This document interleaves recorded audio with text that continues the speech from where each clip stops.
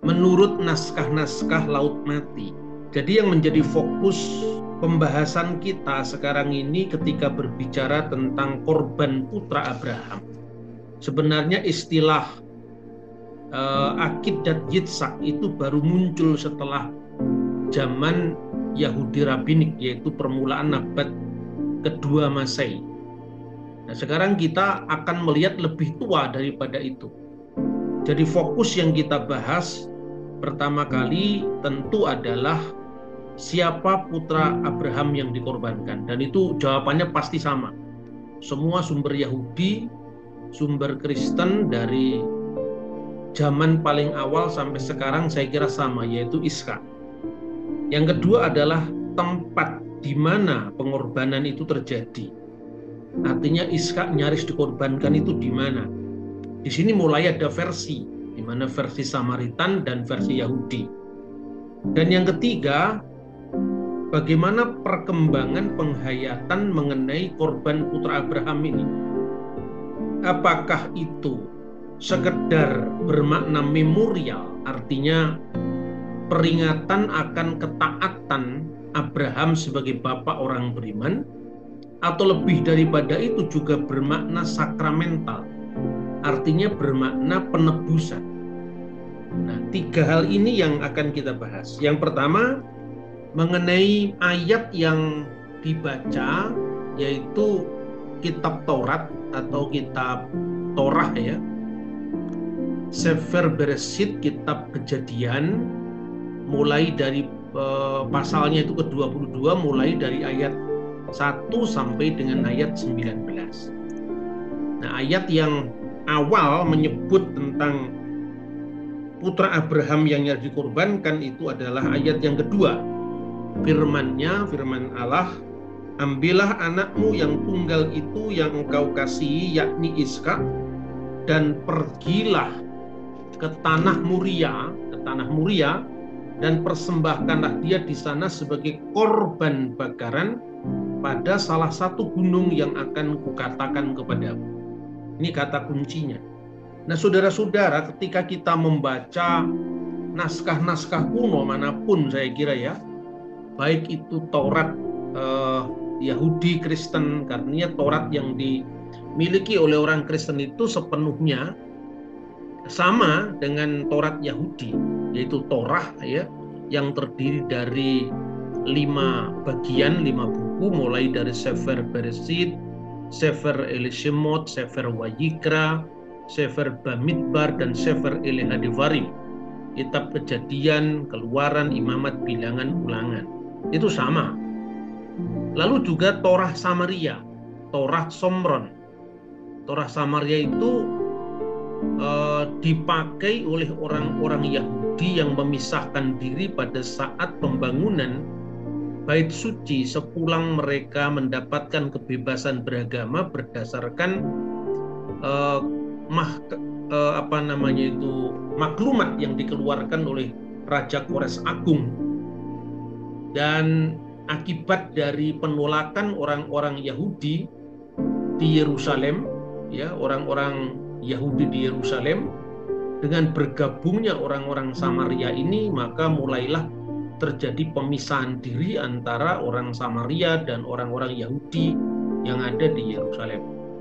Lalu mulailah muncul ada satu versi bahwa tempat Moria, tapi di Bukit Moreh, di tanah Moreh, bukan di Eret Moria, tapi di Eret More, dan More itu diartikan Gunung Gerizim.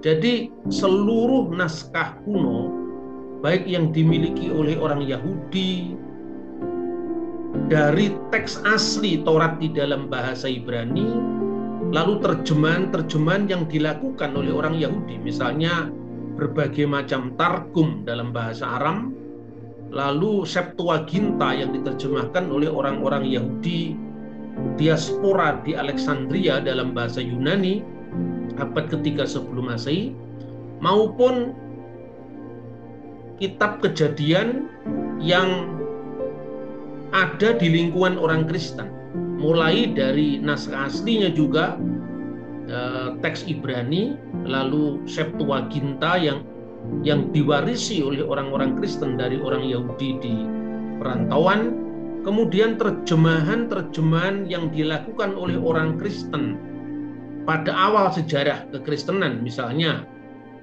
Vetus Latina tahun 120-an Masehi dalam bahasa Latin, lalu Vulgata, Biblia Sacra Vulgata abad keempat dalam bahasa Latin, lalu Old Syriac, ya, bahasa Syria kuno atau bahasa Suryani kuno, lalu Pesito atau Pesita, baik itu Pesita Syria Barat maupun Syria Timur, yang di Syria Barat diwarisi oleh gereja Ortodoks Syria, sementara yang di wilayah timur diwarisi oleh gereja Assyria Katolik, ya, yang ada berpusat di timur semuanya.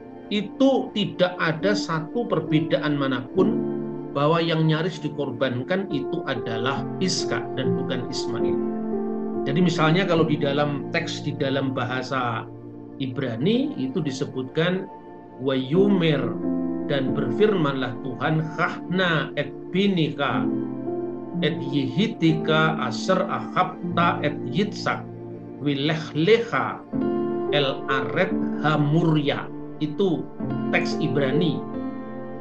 Ambillah anakmu yang tunggal yang kau kasihi, yaitu Iskak, dan bawalah dia ke tanah Murya. Ini semuanya sama.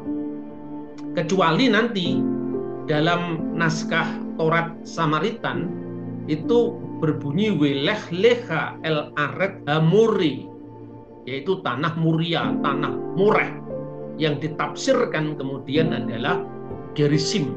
Sekarang letaknya di Nablus, wilayah Palestina. Selebihnya tentang Iskak yang dikorbankan tidak ada kontroversi di dalam naskah Yahudi, naskah Kristen manapun juga tidak pernah ada kontroversi.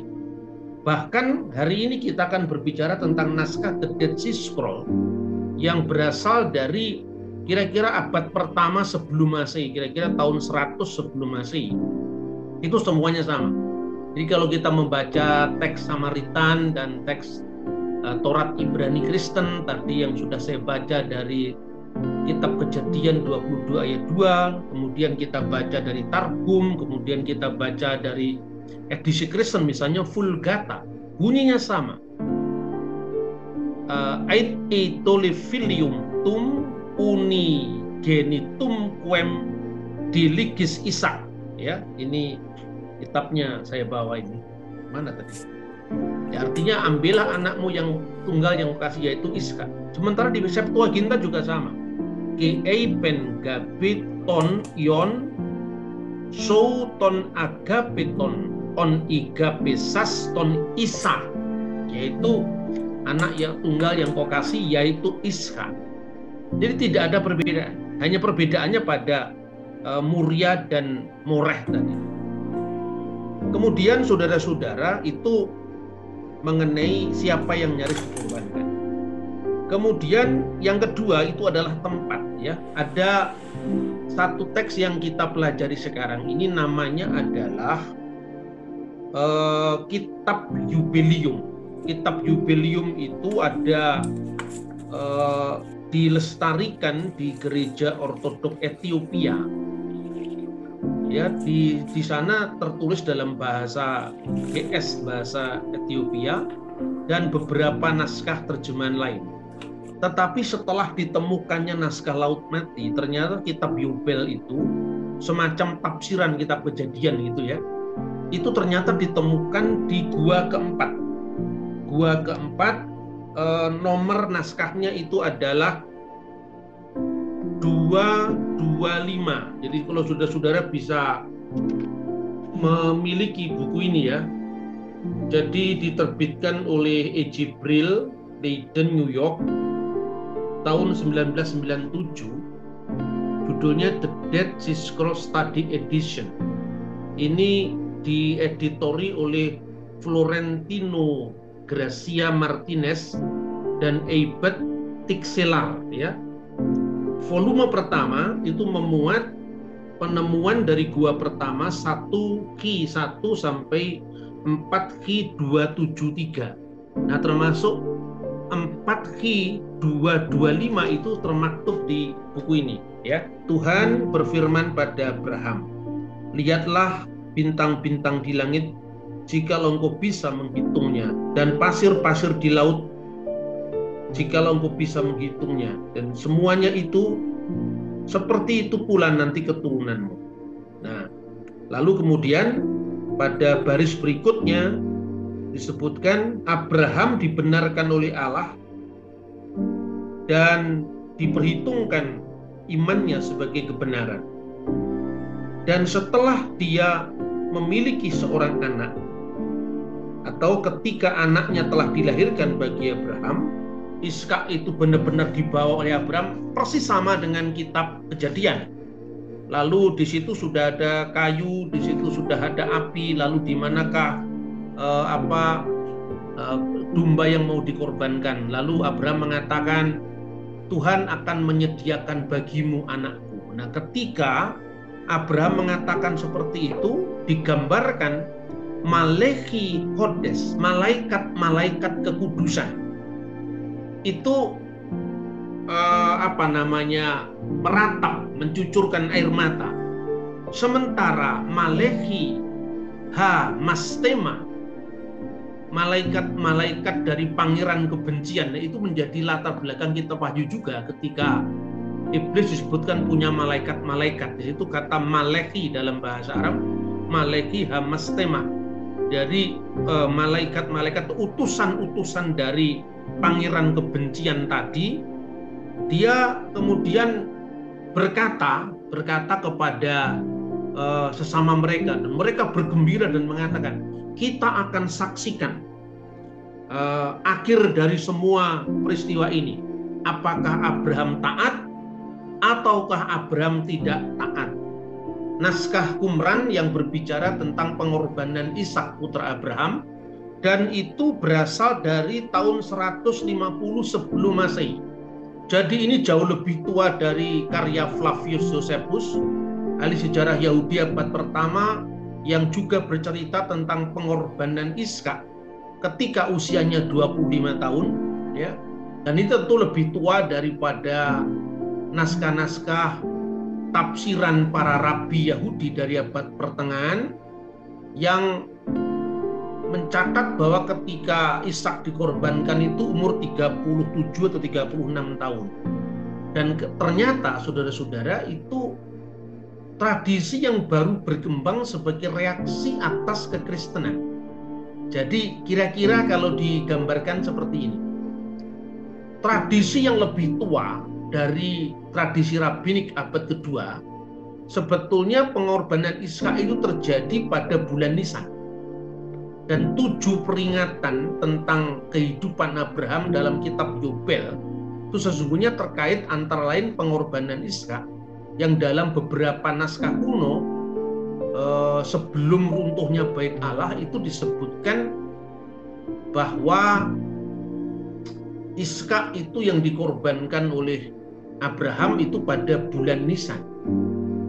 Tetapi karena pengorbanan Kristus pada zaman kekristenan mula-mula itu juga terjadi pada bulan Nisan, maka orang Kristen kemudian menarik penafsiran dari teks tentang pengorbanan Ishak ini sebagai prefigurasi, sebagai bayangan tentang peristiwa yang akan datang, yang dikaitkan sebagai gambaran akan pengorbanan Kristus. Dan saya kira beberapa teks dari kitab suci Perjanjian Baru memang menafsirkan seperti itu.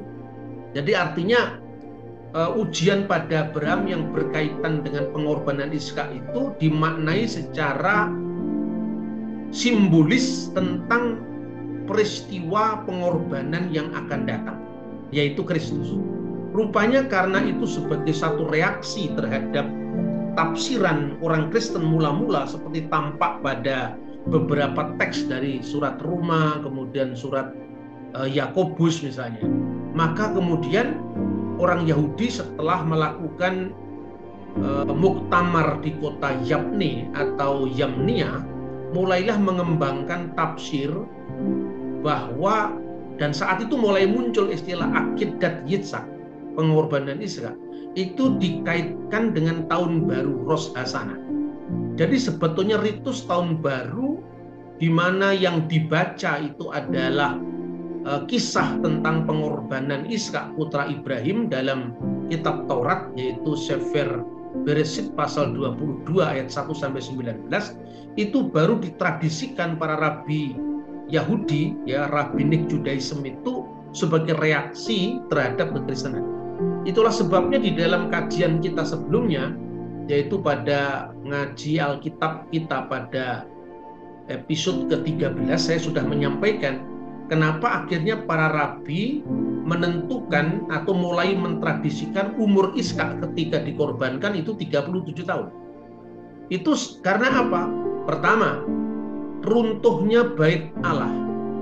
Maka upacara korban yang berkaitan dengan penebusan dosa tidak ada lagi. Yom Kippur tidak pernah diselenggarakan lagi. Akibatnya apa? Akibatnya mereka menggantikan Yom Kippur itu dengan sosok Ishak yang korbannya dibacakan pada saat perayaan Rosh Hashanah atau perayaan Tahun Baru Yahudi. Maka Tahun Baru Yahudi itu bacaannya sampai sekarang adalah Kejadian pasal 22 ayat 1 sampai dengan ayat 19. Nah, apa yang saya sampaikan ini sudah banyak diteliti oleh banyak pemerhati perkembangan Yudaisme sebelum dan setelah runtuhnya Bait Allah kedua. Dan Anda bisa, saya kira kebanyakan buku-buku yang diterbitkan oleh Jibril misalnya, itu banyak membahas tentang itu. Baik itu sesungguhnya adalah kajian-kajian dari orang Kristen maupun orang-orang Yahudi. Nah, secara khusus saya ingin mengkaitkannya itu dengan penemuan Laut Mati. Karena apa? Ini memiliki gaung tradisi yang lebih tua daripada misalnya catatan-catatan Yahudi rabbinik tadi. Maka sebetulnya masih satu yang bisa saya tambahkan, ya. Yang pertama adalah tadi soal siapa yang dikorban itu jelas, itu Ishak. Tidak ada nama lain, misalnya nama Ismail yang itu muncul baru pada masa Islam, ya. Padahal sebetulnya dalam Al-Quran sendiri juga tidak pernah disebutkan Ishak atau Ismail, cuma dikatakan anak yang penyantun, anak yang sabar, ya. Fabasyarnahu bigulamin halim.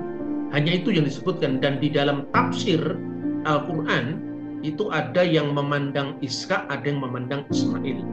Salah satu tafsir yang menganut itu Ishak dan nama Ismail belum muncul, yang kira-kira terbit cukup tua, yaitu sekitar tahun 767 Masehi, itu adalah tafsir Muqatil bin Sulaiman, di mana versi Ismail tidak disebut sama sekali, yang ada hanya Huwa Ishak bin Sarah, dia adalah Ishak anaknya Sarah, hanya itu. Begitu juga teks-teks selanjutnya. Tafsir Tobari dari abad ke-10 itu 50-50. Sebagian memuat riwayat-riwayat hadis yang mendukung Ismail, sebagian memuat riwayat-riwayat hadis yang mendukung Ishak. Yang menarik, saudara-saudara, yang disebut Tanah Muria itu di dalam teks buku Yobel, tetapi tidak dalam naskah Qumran. Itu bisa dibaca dalam edisi Ethiopia misalnya. Itu dikaitkan dengan bawalah dia ke gunung, ke bukit yang tinggi, yaitu Bukit Sion. Nah, tetapi Bukit Sion itu tidak bertentangan dengan Bukit Muria. Karena apa? Di Yerusalem, Muria itu bagian dari Sion. Jadi bait Allah yang pertama itu didirikan di lokasi yang namanya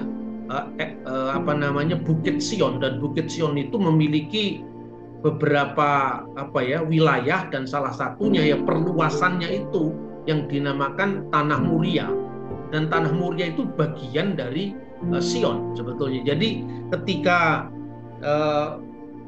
buku Yobel ini memuat yaitu Bukit Sion, itu tidak bertentangan, karena dia menulis, karena teks Yobel itu sebenarnya ditulis sekitar tahun 160 sebelum Masehi. Dan tahun 160 sebelum Masehi itu bait Allah yang pulang dari pembuangan Babel itu mulai dibangun. Nah, karena itu mulai dibangun, ingatan masyarakat saat itu tentang Sion itu lebih kuat. Karena apa? Itu adalah kota Daud. Nah, bait Allah yang pertama itu dibangun, wilayahnya agak ke timur, kemudian diperluas, ya, yang dikenal dengan Tanah Muria. Dan kemudian pada masa Herodes Agung, bait Allah di Tanah Muria itu kemudian diperluas lagi, dan itulah yang dilihat sebagai bait Allah kedua pada zaman Yesus.